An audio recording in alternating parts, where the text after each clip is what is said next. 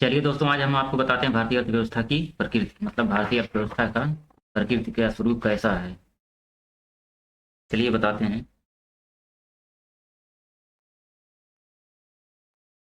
भारतीय अर्थव्यवस्था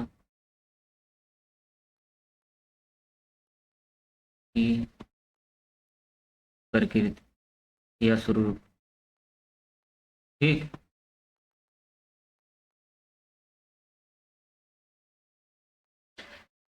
पहला पॉइंट तो ये है, भारत की अर्थव्यवस्था जो है कृषि प्रधान है। ठीक। कृषि प्रधान है।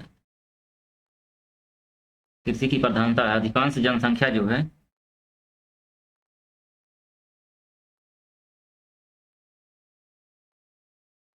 अधिकांश जनसंख्या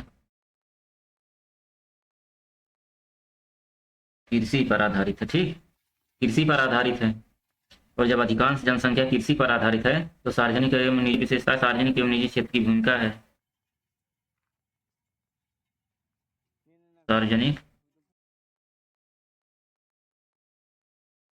निजी क्षेत्र की भूमिका। ठीक। सार्वजनिक और निजी क्षेत्र की भूमिका है। इसमें जो है एक एग्जांपल दे रहे हैं, जैसे रेलवे। ठीक। रेलवे में क्या है, रेलवे जो है सार्वजनिक और निजीकरण दोनों की इसमें भागीदारी है। अगर केवल जो है सरकारी क्षेत्र के हाथ में होता, सरकार के हाथ में होता, तो अब तक चौपट हो गया होता। पक्का कन्फर्म। लेकिन कुछ क्षेत्र जो है निजी के हाथ में सौंप दिया गया है, कुछ प्राइवेटाइजेशन कर दिया गया है रेलवे का। उसके बाद भारतीय अर्थव्यवस्था एक विकासशील देश का, एक विकासशील अर्थव्यवस्था का लक्षण है।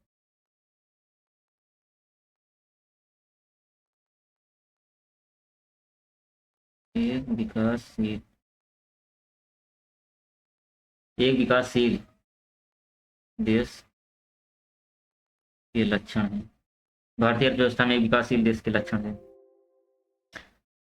सबसे पहला पॉइंट, भारत की अर्थव्यवस्था कृषि प्रधान है। अधिकांश जनसंख्या कृषि पर आश्रित है और सार्वजनिक एवं निजी क्षेत्र की भूमिका है भारतीय अर्थव्यवस्था में। उसके बाद जो है एक विकासशील देश के लक्षण है भारतीय अर्थव्यवस्था में। इसीलिए तो भारत भारत जो है अभी विकासशील देश है। और सार्वजनिक एवं निजी क्षेत्र की भूमिका में सबसे बड़ा एग्जाम्पल जो है रेलवे का ले लीजिए। चलिए अब इसके बाद बताते हैं भारतीय अर्थव्यवस्था की विशेषता क्या है। ठीक। इसके बाद बताते हैं भारतीय अर्थव्यवस्था की विशेषता। भारतीय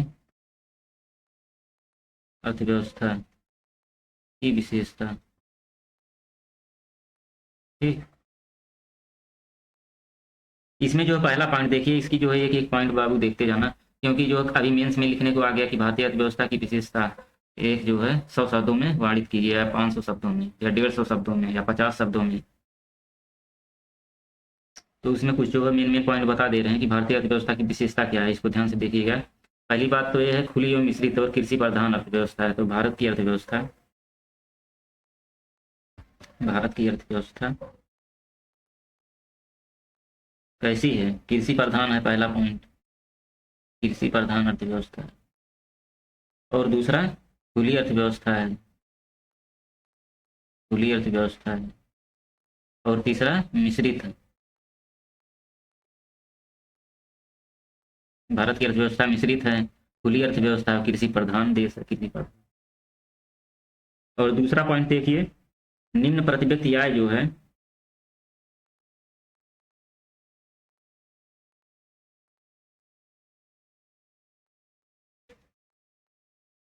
निम्न प्रति व्यक्ति आय $2120 है। ठीक। कृषि आधारित अर्थव्यवस्था, कृषि में जनसंख्या का लगभग 50% से ज्यादा योगदान है। कृषि आधारित अर्थव्यवस्था तीसरा पॉइंट है।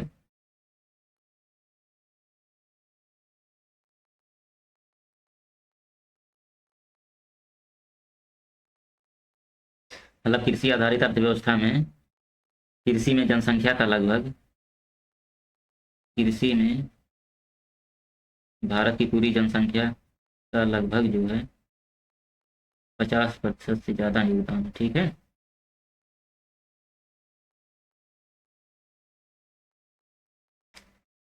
चौथा पॉइंट है, बेरोजगारी है सबसे ज्यादा। एक चीज यहाँ ध्यान दीजिएगा, जो कृषि आधारित अर्थव्यवस्था है भारत की, कृषि में जनसंख्या का 50% हिस्सा संलग्न है, जो मात्र 17% योगदान करता है। ठीक है, 5वां देख लीजिए, बेरोजगारी चरम पे है। उसके बाद गरीबी, गरीबी भी अपने चरम पे है, गरीबी बेरोजगारी दोनों। उसके बाद छठा पॉइंट देख लीजिए, तकनीकी पूंजी उद्यमशीलता का अभाव है। तकनीकी पूंजी उद्यमशीलता, उद्यमशीलता का अभाव है, पूंजी का अभाव है, तकनीक का अभाव है, सबका अभाव है। 7वां पॉइंट देख लीजिए, लगभग 65% की युवा जो है, युवा आबादी है। भारत में सबसे ज़्यादा युवा आबादी है, लगभग 65% युवा आबादी है।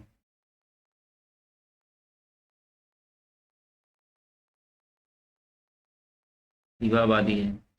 उसके बाद 8वां देख लीजिए, साक्षरता की भी कमी है। उसके बाद 9वां, जनसंख्या का भारी दबाव है। जनसंख्या का भारी दबाव बहुत ज़्यादा है।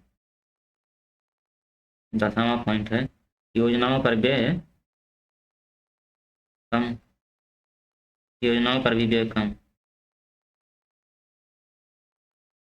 योजनाओं पर व्यय। उसके बाद परंपरावादी समाज, पीढ़ी दर पीढ़ी वही चलता आ रहा है। रूढ़िवादी परंपरावादी समाज, रूढ़िवादी परंपरावादी समाज। रूढ़िवादी मतलब अंधविश्वास, जादू टोना टोटका, अभी भी इसी में जी रहे हैं। ठीक है, लेते रंग जादू टोना, अभी भी इसी में जी रहे हैं, जादू टोना टोटका। उसके बाद परंपरावादी समाज का मतलब पीढ़ी दर पीढ़ी, मतलब जो दादा परदादा करते चले आ रहे हैं वही अब आज भी कर रहे हैं। वो तो कुछ अपने अंदर बदलाव नहीं ला रहे हैं, जैसे नई जनरेशन में, नई पीढ़ी में। और विकास के लिए योजना बनाते हैं, विकास के लिए योजना बनाना, काम नहीं करेंगे, केवल विकास के लिए, विकास के लिए योजना बनाना। उसके बाद 13वां पॉइंट है, भारत की अर्थव्यवस्था मिश्रित अर्थव्यवस्था है। ये ऊपर बता भी दिए हैं। औद्योगिक पिछड़ापन है, आयात पर निर्भरता है, औद्योगिक पिछड़ापन है। 15 पॉइंट है, आयात पर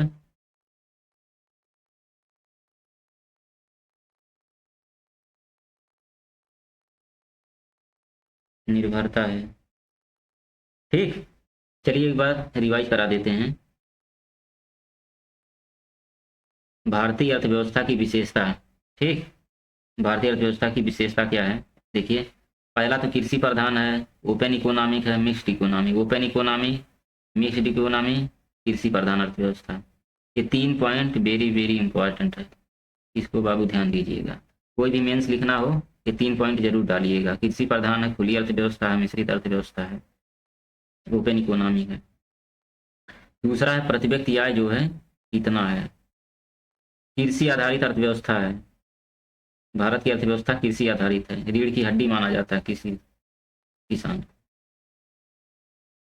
कृषि में जनसंख्या का लगभग 50% से ज़्यादा योगदान है। जो भारत की पूरी जनसंख्या है उसका जो है कृषि में लगभग 50% से ज़्यादा योगदान है। बेरोजगारी चरम पे है, गरीबी चरम पे है, तकनीकी पूंजी उद्यमशीलता का अभाव है, तकनीकी का अभाव, पूंजी का अभाव, उद्यमशीलता का अभाव। लगभग 65% से अधिक युवा आबादी है भारत में। ठीक है, भारत सबसे बड़ा युवा आबादी वाला देश है। साक्षरता की कमी है, जनसंख्या का भागीदारी या जनसंख्या का भारी दबाव सबसे ज़्यादा है। ठीक, भारी दबाव सबसे ज़्यादा है जनसंख्या का, क्योंकि भारत जो है विश्व का प्रथम जनसंख्या वाला देश है। योजनाओं पर व्यय, उसके बाद रूढ़िवादी परंपरावादी समाज में अभी लोग जी रहे हैं, जादू टोना टोटका है, वही परंपरावादी पीढ़ी दर पीढ़ी चली आ रही है। उसके बाद विकास के लिए योजना बनाना है, मिश्रित अर्थव्यवस्था, औद्योगिक पिछड़ापन है भारत में, आयात पर निर्भरता, अभी भी आयात पर भारी से भारी मात्रा में निर्भर है। तो ये तो हमारे भारत की अर्थव्यवस्था विशेषता हो गई, अर्थव्यवस्था की विशेषता हो गई। चलिए अब इसके बाद पढ़ाते हैं आज़ादी के पहले की भारतीय अर्थव्यवस्था और आज़ादी के बाद की भारतीय अर्थव्यवस्था। ये बहुत ज़रूरी है इसको जानना। ये भारतीय अर्थव्यवस्था हो गई। अब आज़ादी के पहले की अर्थव्यवस्था, आज़ादी के बाद की अर्थव्यवस्था बताते हैं। चलिए, भारत आज़ादी के पहले भारतीय अर्थव्यवस्था।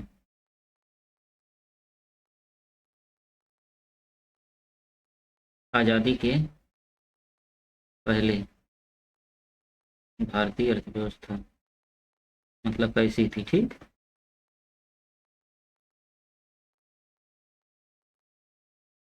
चलिए इसे बताते हैं।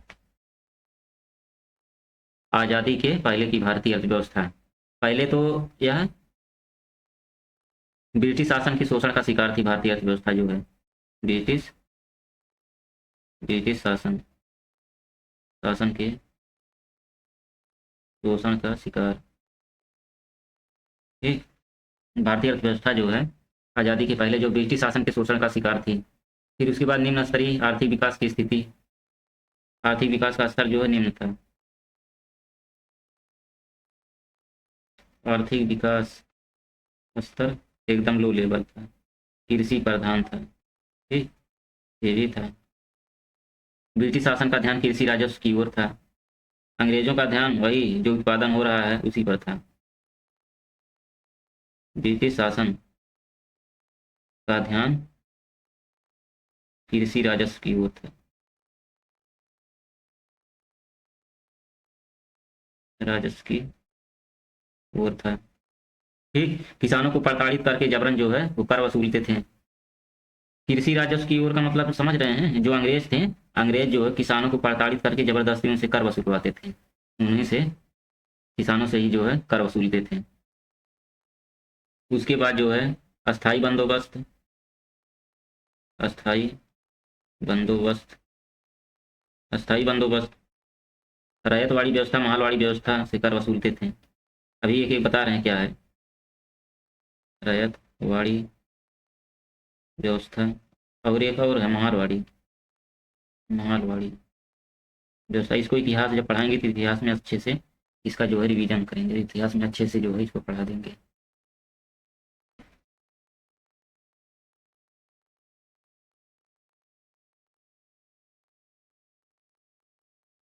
अस्थाई बंदोबस्त मतलब बंगाल में लागू हुआ। अस्थाई बंदोबस्त जो कहाँ हुआ, पहले लागू हुआ बंगाल में। बंगाल में अंग्रेजों ने लगाया। ठीक, बंगाल में अंग्रेजों ने लगाया। उसके बाद वित्त का अधिकार जमींदार को दे दिया गया था इसमें। वित्त का अधिकार जमींदार को, मतलब अंग्रेजों ने जमींदार को इसके जो है कर वसूलने का अधिकार दे दिया था कि जमींदार जो किसानों से कर वसूलते थे, इसका मतलब जो है जमींदार किसान से जा करके कर वसूलते थे, वही कर ले जा करके जमींदार अंग्रेजों को देते थे। और यह पहले बंगाल में लागू किया गया है। अंग्रेजों ने पहले बंगाल में लागू किया। उसके बाद देखिए रैयतवाड़ी व्यवस्था। रैयतवाड़ी व्यवस्था जो बम्बई, मद्रास आदि असम में भी लागू हुआ। बम्बई, मद्रास, असम, ठीक, यहाँ सब लागू हुआ है रैयतवाड़ी व्यवस्था। इसमें जो है क्या होता था, भूमि का स्वामी मतलब किसान एक खुद जो अंग्रेजों को कर ले जाके देता था। मतलब अपने खेती का भूमि का स्वामी जो किसान खुद था, भूमि का स्वामी किसान होता था इसमें। भूमि का स्वामी किसान होता था। उसके बाद माहलवाड़ी व्यवस्था देख लीजिए। माहलवाड़ी जो है उत्तर प्रदेश हो गया, पंजाब हो गया, मध्य प्रदेश में ईस्ट इंडिया कंपनी द्वारा भारत के 30% भूभाग पर लागू किया गया था। ठीक है, यूपी हो गया, पंजाब हो गया, एमपी, यूपी, पंजाब, एमपी, यहाँ सब लागू हुआ था ईस्ट इंडिया कंपनी द्वारा। ईस्ट इंडिया कंपनी द्वारा जो है भारत के 30% भूभाग पर, भारत के 30% भूभाग पर लागू, ईस्ट इंडिया कंपनी द्वारा भारत के 30% भूभाग पर लागू किया गया था इसे अंग्रेजों द्वारा। और सबसे बड़ी विशेषता यह थी भारतीय अर्थव्यवस्था की आज़ादी के पहले, शिल्प कला का जो है पतन हुआ। ठीक, उसके बाद इसके बाद इसके बाद क्या हुआ, शिल्प कला का पतन।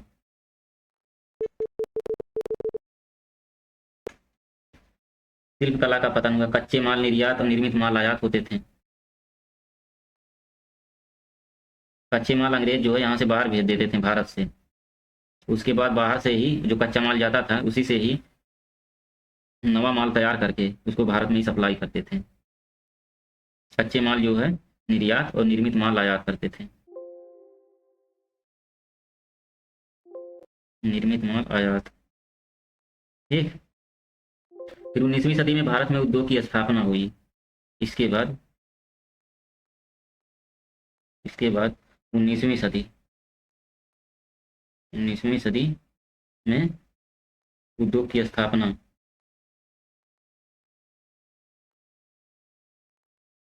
उद्योग की स्थापना 1907 में टाटा आयरन स्टील कंपनी के टाटा आयरन स्टील कंपनी की स्थापना की गई। 19वीं सदी में उद्योग की स्थापना 1907 में टाटा आयरन स्टील कंपनी की स्थापना की गई। और इसके बाद क्या हुआ? इसके बाद चीन कागज सीमेंट उद्योग धीरे धीरे जो है बड़े बड़े उद्योग फिर स्थापित होने लगे। इसके बाद चीनी चीनी सीमेंट चीनी सीमेंट कागज ये सब जो है उद्योग स्थापित हुए। ये उद्योग कितना समझ ही जाएंगे। उद्योग स्थापित हुए धीरे धीरे। ठीक। ये था हमारा जो है आज़ादी के पहले की भारतीय अर्थव्यवस्था। मतलब ब्रिटिश शासन के शोषण का शिकार था। उसके बाद आर्थिक विकास स्तर कम था। कृषि की प्रधानता थी। ब्रिटिश शासन का ध्यान कृषि राजस्व की ओर था। मतलब वो जो है किसानों से बस पैसा वसूलते थे, कर वसूलते थे। इसमें अस्थायी बंदोबस्त से कर वसूली, रैयतवाड़ी व्यवस्था से। इसके लिए कृषि से राजस्व वसूलने के लिए इन्होंने 3 प्रकार के नियम बनाए थे। ठीक। एक तो अस्थायी बंदोबस्त, रैयतवाड़ी व्यवस्था, मारवाड़ी व्यवस्था। अस्थायी बंदोबस्त जो है बंगाल में लागू हुआ। इसमें जो है वित्त का अधिकार जो है जमींदार को दिया गया कि जमींदार जो है किसानों से जो है किसानों की जमीन से जो है एक राजस्व वसूलेगा और ले जाके अंग्रेजों को देगा। रैयतवाड़ी व्यवस्था में बम्बई, मद्रास, असम में जो है लागू किया गया। यहाँ पर जो है किसान अपने भूमि के स्वामी स्वयं होते थे। तो यही जो है राजस्व ले जाके अंग्रेजों को देते थे। तो है 19वीं सदी में उद्योगों की स्थापना हुई। टाटा आयरन स्टील कंपनी की। इसके बाद जो चीनी सीमेंट कागज इत्यादि धीरे धीरे उद्योग जो है स्थापित हुए। ये तो आज़ादी की पहले की अर्थव्यवस्था हो गई। अब चलिए पढ़ाते हैं स्वतंत्रता के बाद या आज़ादी के बाद की अर्थव्यवस्था, उसको बताते हैं।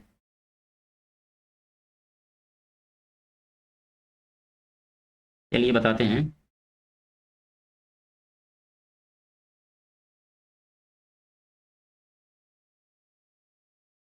आज़ादी के बाद की भारतीय अर्थव्यवस्था।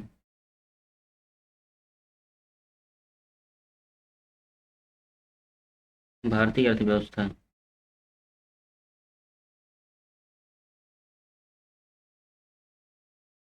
ठीक।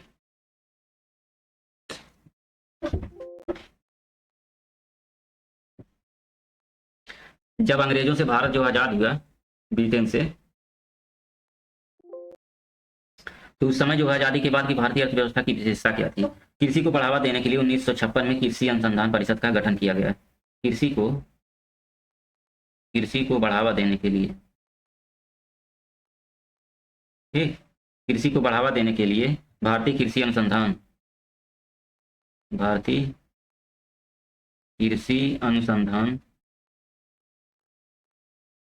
परिषद का गठन किया गया। ठीक। 1956 में। कब? 1900। सवाल पूछ सकता है किस सन में गठन किया गया था भारतीय कृषि अनुसंधान परिषद का। और दूसरा पॉइंट है इससे जो कृषि साख जो है बढ़ी। जब कृषि अनुसंधान परिषद का गठन किया गया था इससे कृषि साख बढ़ी, जिससे जो है कार्ड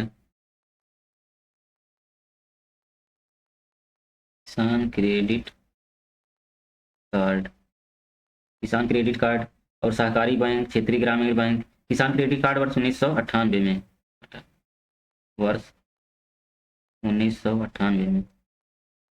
मतलब किसानों को ऋण दिया जाने लगा इससे। उसके बाद सहकारी बैंक की स्थापना। सहकारी बैंकों की स्थापना होना शुरू हुआ। उसके बाद जो है क्षेत्रीय ग्रामीण बैंक की भी स्थापना हुई। क्षेत्रीय ग्रामीण बैंक की स्थापना कब हुई थी? 1975 में। 1975 में। उसके बाद देश की प्रथम औद्योगिक नीति की भी स्थापना हुई। देश की प्रथम औद्योगिक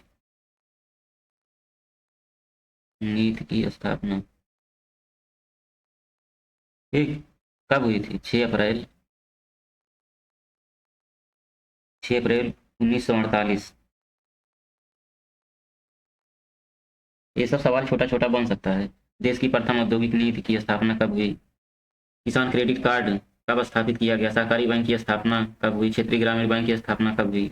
ये सब आज़ादी के पहले की भारतीय अर्थव्यवस्था, आज़ादी के पहले जो है क्या क्या हुआ, क्या क्या सुधार हुआ तुरंत तत्काल में। और जब औद्योगिक नीति स्थापित हो गई उसके बाद कुटीर उद्योग, लघु उद्योग पर बल दिया गया। ठीक, इसके बाद कुटीर उद्योग, कुटीर उद्योग, लघु उद्योग पर बल दिया गया। ठीक, और भारतीय लघु उद्योग विकास बैंक भी स्थापित किया गया। भारतीय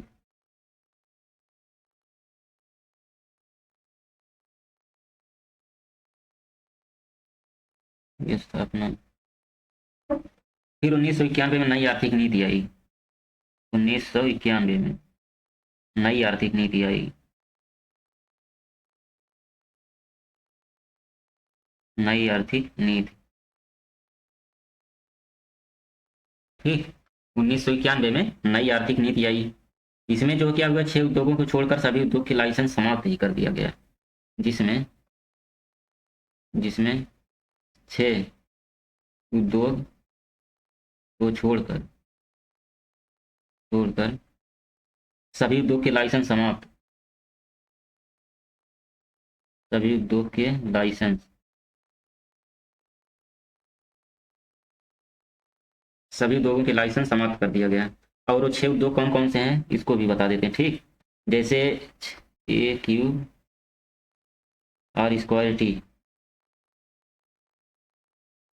R²T। ए क्यूब का मतलब जो है AQRT, तो ए से एल्कोहल हो गया।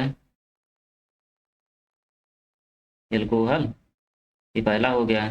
दूसरा जो है तंबाकू हो गया। इन सब के जो लाइसेंस समाप्त कर दिया गया है। और तीसरा जो है, तीसरा औद्योगिक विस्फोटक पदार्थ, औद्योगिक विस्फोटक पदार्थ हो गया है। उसके बाद चौथा जो है R², मतलब रक्षा उपकरण। और उसमें जो है पांचवा है रसायन भी हो गया, जोखिम वाले रसायन। ये नहीं, हर रसायन नहीं, केवल जोखिम वाले रसायन। रसायन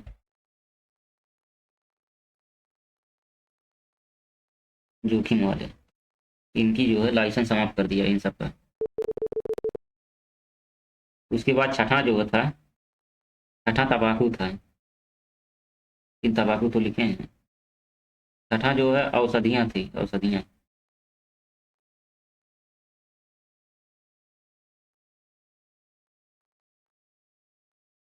ठीक, यही 6 उद्योग थे। 6 उद्योगों की छोड़कर 6 उद्योगों के लाइसेंस समाप्त, मतलब 6 उद्योगों के लाइसेंस समाप्त कर दिया गया। 6 उद्योगों को छोड़कर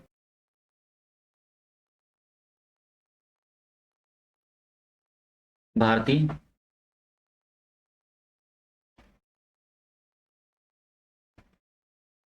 भारतीय अर्थव्यवस्था की वर्तमान चुनौतियां। ठीक, हम वर्तमान में देख रहे हैं, आज़ादी के पहले भी देख चुके हैं, आज़ादी के बाद भी देख चुके हैं, अब वर्तमान में देख रहे हैं कि भारतीय अर्थव्यवस्था की वर्तमान चुनौती कौन कौन सी है। इसमें पहला पॉइंट तो ये है, पहला पॉइंट तो है गरीबी बेरोजगारी। गरीबी बेरोजगारी ठीक। तो दूसरा पॉइंट है बढ़ती जनसंख्या, ठीक। और तीसरा पॉइंट है तकनीकी पिछड़ापन।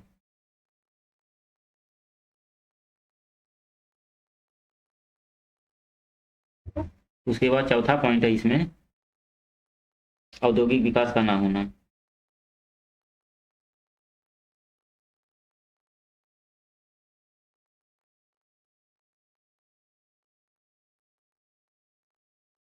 यही सब है भारतीय अर्थव्यवस्था की वर्तमान चुनौती, यही सब है, गरीबी है, बेरोजगारी है, उसके बाद बढ़ती जनसंख्या है, तकनीकी पिछड़ापन है, औद्योगिक विकास नहीं हो पा रहा है। यही सब भारत की वर्तमान चुनौतियां हैं। चलिए अब आप अपन बताते हैं आय का चक्री प्रवाह है भारतीय अर्थव्यवस्था का, इसी चैप्टर का है, आय का चक्री प्रवाह है।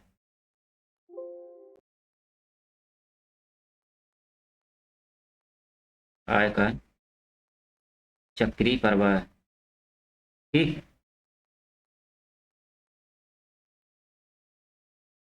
इसका पहले जो है इंट्रोडक्शन दे देते हैं। पहले पहले देखिए आय का चक्री प्रवाह क्या है। कारक सेवाओं और अंतिम वस्तुओं एवं सेवाओं के परस्पर निर्भर प्रवाहों को आय का चक्री प्रवाह कहते हैं, ठीक। जो भारत की अर्थव्यवस्था है, भारत की अर्थव्यवस्था में जो कारक सेवाएं हैं, कारक सेवाओं, ठीक, कारक सेवाओं प्लस अंतिम वस्तुओं एवं सेवाओं, अंतिम वस्तुओं और सेवाओं, ठीक, कारक सेवाओं एवं अंतिम वस्तुओं एवं सेवाओं के प्रवाह को, मतलब वस्तुओं एवं सेवाओं के परस्पर निर्भर प्रवाहों को आय का चक्री प्रवाह कहते हैं। निर्भर प्रवाह आय का चक्री प्रवाह, यही कहते हैं, ठीक। आय का चक्री प्रवाह क्या है, कोई पूछे तो आपका सीधा सीधा जवाब आया होगा, किसी भी अर्थव्यवस्था में, कोई भी अर्थव्यवस्था, किसी भी अर्थव्यवस्था में कारक सेवाओं प्लस अंतिम वस्तुओं और सेवाओं, ठीक, कारक सेवा प्लस अंतिम वस्तुओं और सेवाओं के परस्पर निर्भर प्रवाह को आय का चक्री प्रवाह कहते हैं। जैसे देखिए यहाँ पे उत्पादन उत्पादन क्षेत्र हो गया, ठीक, उत्पादन क्षेत्र हो गया, घरेलू क्षेत्र है, ठीक, उत्पादन क्षेत्र, घरेलू क्षेत्र, इसमें जो है कारक भुगतान जो है उत्पादन क्षेत्र से घरेलू क्षेत्र की तरफ रहेगा। उसके बाद घरेलू क्षेत्र से उत्पादन क्षेत्र की तरफ कारक सेवाओं की आपूर्ति होगी। घरेलू क्षेत्र से कारक सेवाओं की आपूर्ति जो है उत्पादन क्षेत्र तक होगा। फिर जो है यहाँ पर जो उत्पादन होगा उसका जो है कारक भुगतान होगा घरेलू क्षेत्र में। उसके बाद जो अंतिम वस्तुएं एवं सेवाएं जो है उत्पादन क्षेत्र से अंतिम वस्तुएं एवं सेवाएं घरेलू क्षेत्र की तरफ जाएंगी। उसके बाद घरेलू क्षेत्र से उत्पादन क्षेत्र तक आएगा, ठीक। आय के चक्री प्रवाह से आता है किसी अर्थव्यवस्था में, जैसे उत्पादन हो गया, उत्पादन से आय, आय से व्यय के प्रवाह को चक्रीयता से है। जैसे देखिए यही तीनों चीज कौन कौन सी, उत्पादन हो गया, आय हो गया, व्यय हो गया, यही तीनों चीज अर्थव्यवस्था में घूमती रहती हैं, तो इसीलिए ये चक्री रूप में घूमती इसीलिए है, इसे हम आय का चक्री प्रवाह कहते हैं। पहला पॉइंट क्या है, आय है, आय, ठीक, आय इनकम। उसके बाद क्या हुआ, उत्पादन, उत्पादन से व्यय, व्यय से फिर आय, मतलब यही एक, दो, तीन, यही तीनों पॉइंट जो है घूमती रहती है अर्थव्यवस्था में, तीनों चीज अर्थव्यवस्था में घूमती रहती हैं, इसीलिए इसे हम चक्री प्रवाह कहते हैं।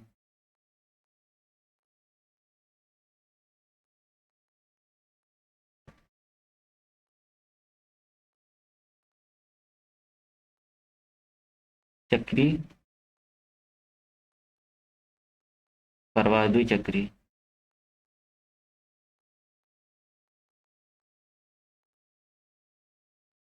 द्विचक्री। इसमें देखिए एक बात समझ लेंगे तो कभी भूलेगा नहीं। पहला देखिए फार्म है या उद्योग, ठीक, उसके बाद इधर जो है परिवार ले लीजिए।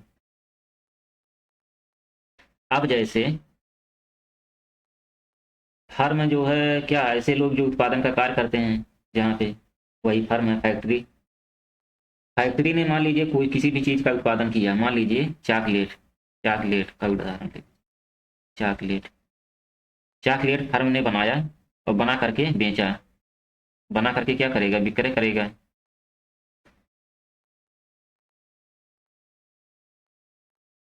ठीक, चॉकलेट बनाया उद्योग और इसे जो है बेचा।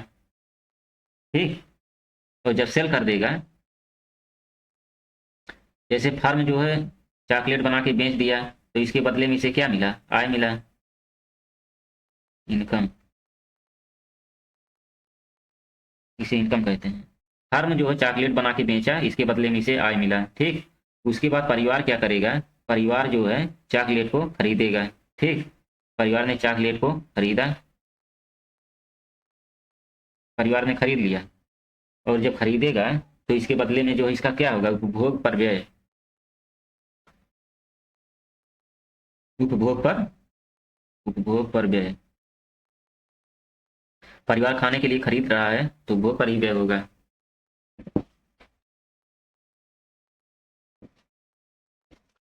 और एक चीज ये देखिए, जैसे फर्म है, ठीक, कंपनी है, कंपनी जो बचत करेगी, सेविंग, SEVING, ठीक,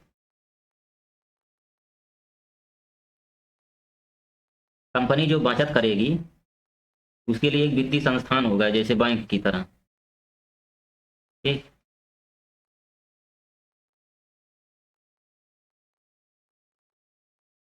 वित्तीय संस्थान बैंक की तरह, जैसे बैंक,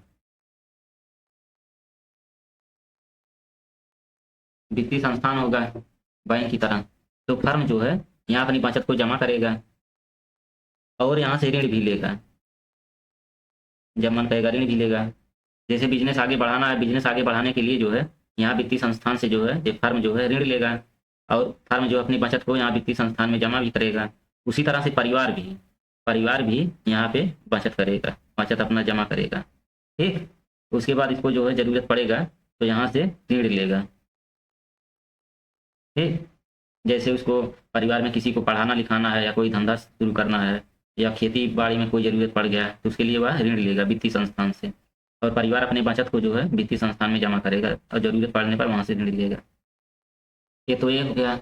अब देखिए फर्म जो है उद्योग, जैसे उद्योग को अपना बिजनेस बढ़ाना है तो वह तो ऋण लेगा, लेकिन जैसे फर्म जो है 1,000 प्रति व्यक्ति को दे रहा है, कंपनी जो है 1,000 रुपये जो है हर व्यक्ति को दे रहा है, तो इसके लिए वह क्या हो गया, मजदूरी हो गया, श्रम। परिवार के लिए क्या हो गया, मजदूरी हो गया, मतलब परिवार का आय हो गया एक तरह से, लेकिन फर्म का निवेश व्यय होगा। ठीक है, क्यों, क्योंकि पैसा उत्पादन के बदले दे रहा है, इसीलिए फर्म का वह निवेश व्यय होगा, फर्म का निवेश व्यय, निवेश व्यय या जो है श्रम के लिए होगा। ठीक, और परिवार को जो है, परिवार जब श्रम करेगा तो उसके बदले जो है उसको क्या मिलेगा, आय, तो ये आय हो गया, ये निवेश व्यय हो गया। कंपनी जो है जब उत्पादन करवा रही है तो उसके बदले जो है क्या कर रही है, पैसा दे रही है, और पैसा उत्पादन के बदले दे रही है, मतलब वह निवेश पर व्यय कर रही है, उत्पादन करवा रही है, उसके बदले जो है पैसा दे रही है। एक परिवार जो है श्रम करेगा जब, तो श्रम के बदले जो उसे आय मिलेगा। चलिए अब इसके बाद देखते हैं इसका महत्व क्या है। ठीक है, संसाधनों की गतिशीलता को दर्शाता है यह जो है, ये महत्व जो है बहुत जरूरी है, इसको पढ़ा रहे हैं। चलिए देखते हैं महत्व क्या है। जो आय का चक्रीय प्रवाह है उसका महत्व देख लीजिए, महत्व बहुत जरूरी है। यह संसाधनों की गतिशीलता को दर्शाता है जो है, यह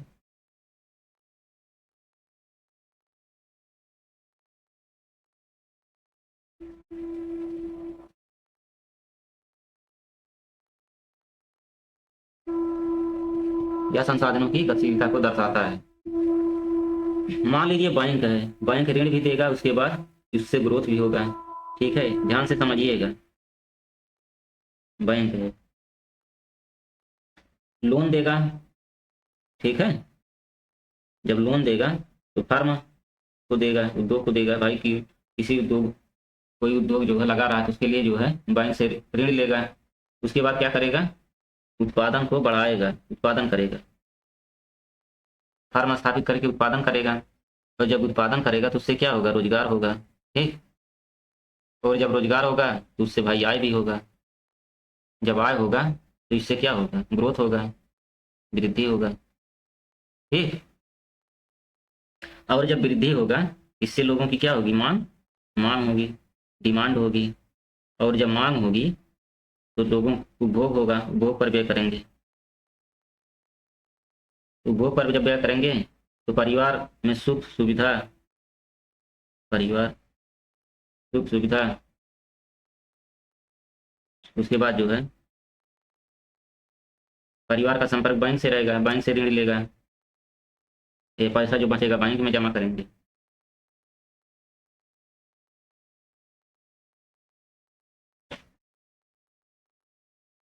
नहीं, ये देखिए थोड़ा गलत हो गया है।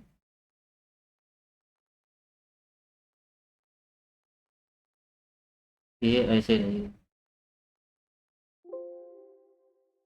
ठीक। बैंक ऋण दे रहा है,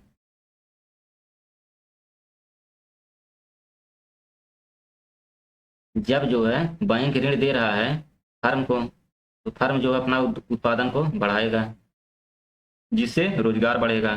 जब रोजगार बढ़ेगा तो लोगों की आय बढ़ेगी, जब आय बढ़ेगी तो वृद्धि होगा, ग्रोथ होगा। उसी तरह से ऋण इसे भी दे रहा है, एक परिवार को भी ऋण दे रहा है। जब बैंक एक परिवार को ऋण दे रहा है तो वह उपभोग पर व्यय करेगा। जब उपभोग पर ज़्यादा से ज़्यादा व्यय करेगा तो उसकी मांग बढ़ेगी, बाजार में मांग बढ़ेगी। जब उपभोक्ता अपने उपभोग को बढ़ा देता है तो डिमांड अपने आप बढ़ जाता है। ठीक। तो मांग करेगा, जिससे वृद्धि होगी। तो यही जो है कि चक्री प्रवाह का महत्व था। ठीक, इसी तरह से यह चैप्टर समाप्त हुआ। अर्थशास्त्र का पहला अध्याय था। चलिए दोस्तों, मिलते हैं नेक्स्ट वीडियो में नए अध्याय के साथ। जय हिंद दोस्तों, नमस्कार।